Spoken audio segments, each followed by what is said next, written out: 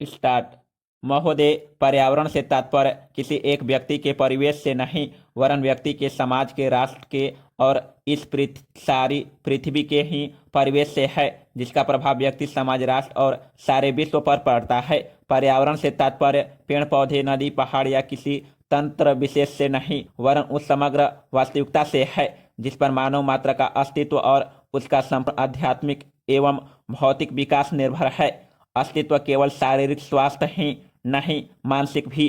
स्वस्थ शरीर में स्वस्थ मन ही अच्छे स्वास्थ्य की परिभाषा है। शारीरिक स्वास्थ्य हमारे आहार पर निर्भर है, जिसका स्रोत इस पृथ्वी का जल, थल, वायुमंडल है। मानसिक स्वास्थ्य भी प्रकारांतर से इन्हीं पर निर्भर है, क्योंकि जैसा खाए अन्न वैसा बने मन। स्वस्थ जीवन पर सबसे अधिक प्रभाव हमारे चिंतन का, हमारी परंपराओं का और उन सब परिस्थितियों का पड़ता है जो हमारे ऊपर आरोपित हैं या की गई है या की जा रही है। इसलिए पर्यावरण या परिवेश में जल, थल, वायु ही नहीं, बल्कि वे सारे घटक महत्वपूर्ण हैं जिनका कुछ भी प्रभाव हमारे जीवन पर, हमारी क्रियाशीलता पर पड़ता है, जैसे हमारे विचार, हमारे आचरण और हमारी परंपराएं एवं संस्कृति आदि। पैरा। सदा से मानव की आकांक्षा उन्नति और विकास की रही है।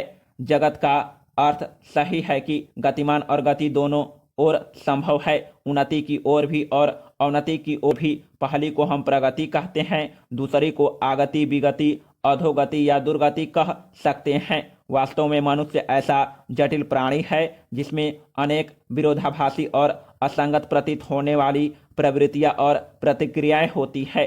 वह कानून और व्यवस्था की मांग करता है, किंतु चलचित्र, दूरदर्शन आदि में स्वतः भड़की हिंसा या खेलों में युक्तिपूर्वक की गई हिंसा अथवा अनीति से मंत्रमुग्ध भी हो जाता है। मनुष्य अपने ही जाति या वर्ग के व्यक्तियों के प्रति प्रायः बहुत अधिक प्रतिद्वंदी होता है, किंतु कोई बाहरी खतरा उपस्थित होने पर उनके प्रति हद से ज्यादा सहयोगी बन जाता है। वह सड़कों पर या युद्धों में सामूहिक विनाश के प्रति उदासीन रहता है, किंतु किसी खान में फंसे हुए एक व्यक्ति या किसी कुएं में गिरे हुए एक बालक की रक्षा करने के लिए ढेरों साधन जुटा लेता है। कुछ विद्वान कहते हैं कि मनुष्य बंदर की संतान हो या न हो, किंतु उसमें खालिश बंदर की द्वैध प्रकृति प्रायः ही होती है। उसमें शाकाहारी बंदरों की भांति वृक्षों में उछल कूद करने की प्रवृत्ति तो होती ही है, साथ ही ऐसे बंदरों की स्वाभाविक जिज्ञासा भी होती है जो अत्यंत संगठित गिरोहों में रहते हैं और भांति भांति का मांस खाने में मजा लेते हैं। मनुष्य की ऐसी परस्पर विरोधी इच्छा आकांक्षाओं से निपटना असंभव होता है, फिर भी किसी प्रकार का संतुलित मध्यम मार्ग अपनाना अनिवार्य होता है। यही बुद्धिमानी का रास्ता है। विद्वानों ने मानव की मूलभूत आवश्यकताओं को 5 स्तरों में रखा है। पैरा। महोदय, जो एक के बाद एक आते हैं। शारीरिक आवश्यकताएं यथा भोजन, कपड़ा, मकान और आराम जीवन की मौलिक आवश्यकताएं हैं। दूसरे स्तर पर आती है सुरक्षा और भविष्य के प्रति निश्चिंतता। इनके लिए मनुष्य भांति भांति की वस्तुओं का संग्रह करता है। फिर है सामाजिक आवश्यकताएं, जैसे अपने परिवार के भीतर और फिर बाहर के दूसरे लोगों से अच्छे संबंध बनाए रखने के लिए सामाजिक, आर्थिक, राजनैतिक और मनोरंजनात्मक संगठन बनाना। चौथे स्तर पर है अहम संबंधी आवश्यकताएं, जैसे आत्मसम्मान, आत्मविश्वास और आत्मतुष्टि आदि। आत्म परितोष अर्थात उन्नति, विकास और ख्याति प्राप्ति की क्षमताओं को साकार करना व्यक्ति की अंतिम और उच्चतम अपेक्षाएं हैं। इन आवश्यकताओं की पूर्ति के लिए मनुष्य अपने आसपास उपलब्ध पर्यावरण का दोहन करता है। जल, थल, वायु ही नहीं, पेड़ पौधों, पशु पक्षी, जीव जंतुओं तक का उपयोग करता है। सभी शक्तियों का, यहाँ तक कि सबल व्यक्ति अपने से निर्बल व्यक्तियों तक का दोहन करता है, जो शोषण की सीमा तक पहुंच जाता है। इसके लिए भांति भांति की तकनीकें खोजी और अपनाई जाती है। पैरा। प्रौद्योगिकी में मनुष्य को भांति भांति की आवश्यकता की वस्तुएं अभूतपूर्व प्रचुरता से देकर संतुष्ट किया गया है और आवश्यकता की सीमा रेखा भी खिंच गई है।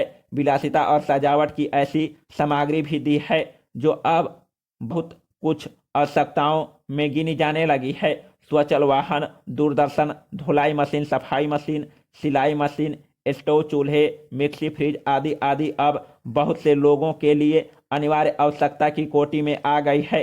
तकनीकी और प्रौद्योगिकी से यह सब संभव हुआ है, किंतु एक ऐसा अल्प वर्ग भी है जिसके लिए विलासिता आवश्यकता की कोटि में आ चुकी है। विज्ञान की जन समुदाय के लिए तो मौलिक न्यूनतम आवश्यकताएं भी विलासिता ही बनी हुई है। औद्योगिकीकरण के सहारे मनुष्य ने जितना भी विकास किया है उसे वह उन्नति कहकर संतोष करने लगता है और अपनी द्वैत प्रकृति के कारण यह ध्यान नहीं देता कि इस विकास से वर्गभेद पनपा है। अमीरी गरीबी के बीच की खाई चौड़ी हुई है। जो व्यक्ति मानव मानव की समानता, समाजवाद या साम्यवाद के गीत गाता है, वहीं अपनी द्वैत प्रकृति के कारण अपने पर्यावरण, यहाँ तक कि मानव के भी शोषण के नए नए तरीके खोजता है। यह शोषण बलात्कार की सीमा तक पहुंच गया है। मनुष्य ने अपनी बुद्धि का प्रयोग किया, फलस्वरूप भांति भांति का औद्योगिकरण हुआ और जल थल वायु सब प्रदूषण के शिकार हो गए। जितना भी अधिक विकास हुआ उतना ही अधिक विनाश हुआ। प्राकृतिक संपदा का भीषण ह्रास हुआ। व्यापक वन विनाश से भूमि बंजर और मरुस्थल बन गई। एक बड़ा हवाई जहाज एक दिन में जितनी ऑक्सीजन खर्च करता है उतनी ऑक्सीजन 17,000 हेक्टेयर वन में तैयार होती है और वन बचे ही कितने हैं। इस उद्योग प्रधान सभ्यता का केंद्र पूंजी है और धर्म स्वार्थ है। मनुष्य मनुष्य का शोषण कर रहा है, देश देश का पैरा। आइए आज हम अपने विचारों को उस दिन तक ले जाएं जब हमने गणराज्य की घोषणा की थी। अपनी विकास की योजनाओं के संबंध में हमने वास्तव में काफी प्रगति की है, परंतु क्या हम भारत के सब नागरिकों को दरिद्रता, अभाव तथा कष्ट से मुक्त करा पाए हैं? प्रकृति की शक्तियों को अपने अधीन करने और जनता के कल्याण के लिए उन्हें नियंत्रण में लाने की दिशा में भी हम आगे बढ़े हैं, किंतु हम यह नहीं भूल सकते कि कुछ महीने ही हुए हमें भारत के उत्तर पूर्वी प्रदेशों में भयानक बाढ़ का सामना करना पड़ा था, जिसके कारण यातायात के साधन छिन्न भिन्न हो गए और वहां की जनता को जिसके कारण यातायात के साधन भारी हानि उठानी पड़ी। निस्संदेह साक्षरता प्रसार और रोगों के निराकरण के महत्वपूर्ण उपाय भी हमने सोचे हैं। यद्यपि अभी भी देश में बहुत से भागों में निरक्षरता और बीमारी पर्याप्त मात्रा में दिखाई देती है। जन कल्याण की योजनाओं को हम बराबर आगे बढ़ाते रहेंगे, यह हमारा दृढ़ संकल्प है।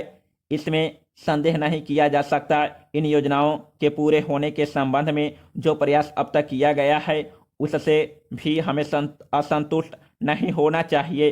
फिर भी जो कुछ अब तक किया जा सका है, यदि वह बहुत चमत्कारी नहीं दिखता तो उसका कारण यह है कि अभी निर्माण कार्य जरूरी जारी है और समाप्त नहीं हुआ है। राष्ट्र के निर्माण में समय की आवश्यकता होती है। आज हमारा गणराज्य दिवस है और भारत जैसे प्राचीन राष्ट्र और इतिहास में 5-7 वर्ष की अवधि एक स्वअल्पकाल है। आइए अब हम विगत वर्ष के घटनाओं पर नजर डालें और यह देखें कि विकास के कार्यों और निर्माण योजनाओं की दिशा में हम कहां तक आगे बढ़ सके हैं। पैरा। यदि मुझसे यह कहा जाए कि बीते वर्ष की घटनाओं का वर्णन मैं एक वाक्य में करूं तो मैं कहना चाहूंगा कि संविधान में दिए गए निर्देशों के अनुसार हमने समस्त राष्ट्र के साधनों को ऐसे ढंग से जुटाना आरंभ कर दिया है जिससे यह स्पष्ट हो जाता है कि भारत में कल्याणकारी राज्य की स्थापना का श्री गणेश हो चुका है। पिछले वर्षों में हमने जो संकल्प और दावे किए थे अब वे मूर्तिमान होने लगे हैं। इसलिए अब यह समझना कठिन नहीं है कि राष्ट्र किधर जा रहा है और आगामी 10 या 15 वर्षों में हम किस स्थिति में होंगे। महानदी घाटी योजनाओं पर कार्य बराबर जारी है। इनमें से एक योजना भाखड़ा नंगल योजना से बहुमूल्य पानी और बिजली पंजाब, पेप्सू तथा राजस्थान के भागों को मिलने भी लग गई है। दामोदर घाटी योजना से कुछ समय हुआ बिजली प्राप्त होने लगी थी और हीराकुंड, चंबल तथा दूसरी महान योजनाओं की भांति यह योजना भी यथेष्ट रूप से आगे बढ़ रही है। भाखड़ा नंगल योजना का प्रथम चरण समाप्त होने से अब यह स्पष्ट है कि इन महान योजनाओं के द्वारा देश में कितने महत्वपूर्ण परिवर्तन हो जाएंगे। समाप्त।